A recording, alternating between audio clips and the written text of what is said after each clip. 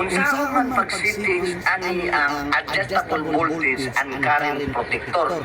Kay kani nga materials importante kayo ni sa ato ang solar setup sa atong balay. Dako kay nang gamit so karon ang setting sa ako itudlo ninyo step by step kay aron mas masabtan nyo sundan ni bahalag taas kay nga video mao ni atong setup karon sa ato ang solar. So tudloan ta mo sa pag-setup ani or pag-setting kay para protection sa inyong appliances o sa inyong system. So tudloan mo imananigo ni siya pag-setting. So karon yun nalingaw na siya pag-settings. Tanawa ang manual sa imuhang scanning adjustable voltage and current protector. So karon dirita lahos or dita ta sa video sa iwan power on delay. Ang pag-set ani long press nimo set.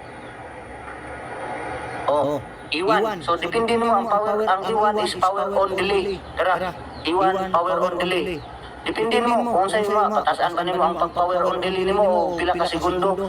Gusto ka o 5 seconds o press nimo set o okay na kanina set nimo ito ang ito is over voltage protection value. So ang over voltage na akong giset mo na siya 250 volts. So ang sa mo taas kag maayo ana 250 ako bala ka kung sa imo ang gusto o ana pag set down up o 250 set nimo then E3 over voltage recovery time ang recovery pila ka voltahe po ang gusto mo ibalik na nimong kuryente mo na 240 po nya pwede mo tasaan pwede pa mo banggipon so ako 240 gusto na nako ibalik ang kuryente o maabot na siya 240 volts so press nimo set then E4 over voltage recovery time pila ka segundo nimo gusto nga usa siya mo pag-abot sa 240 pila ka segundo nimo gusto nga mabalik na siya unam na siya delay time. So ako 30 seconds ra. Dayon E5 is over voltage protection action time. Over voltage ang yang action ani pila ka segundo. So ako 0.1 seconds ra gyud. Kay pagpatasan na pila ka segundo ni over voltage niya butang mga 5 seconds na. Atin dugaya ang action niya mo mas nindot 0.1 seconds kay aron quick gyud ang iyang pag-action. So E6 under voltage protection. So under voltage na pod. So ang akong gibutang under voltage niya is 200. Depende mo kung saan ba nimo ana. 190. O butang na to bisan kuan lang. 195 o set. 195 E6 under voltage siya. Diyan ang iyang recovery. Butang to 250 na bi. 215 so set. Then E8 ang E8 niya is under voltage recovery time. Example, may baba ang voltahe, may cut off siya. Yan, ibalik na po siya, o katong 215 nag-shift na to. Pila ka segundo gusto nimo ibalik na. May delay time man eh. So, 30 seconds ra, by seconds man eh. O gusto ka 1 minute, pwede mo patasan kung to. Pwede po, ikaw rin bahala ma-adjust, basta mauna ang pag-setting niya. So, mana kasi E9 na, kasi E9 para E9. So E9 under voltage protection time. Action time under voltage action time. E9 0.1 ra gyud 0.1 seconds para basko kuan kayo update kayo.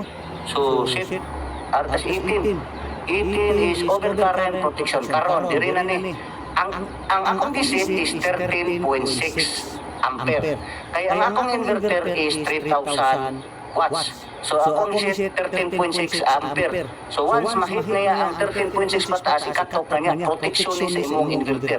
13.6 times 220 mo na siya, 2,996 man siya yata to. So pag hit niya, mataas yan to, mataas sa 13.6, posible protektahan niya yung inverter, i-cut off na niya. So dako kini gamit mo ni dako kini gamit so magproteksyon ko ni sa mga inverter para i-cut off niya nga dili ma-over ang use imong di ma-over use imong inverter. Then E12 ang E12 overcurrent protection action time. Ang iyang action pag example mo overcurrent siya action time niya 0.6 seconds ra automatic i-cut na niya.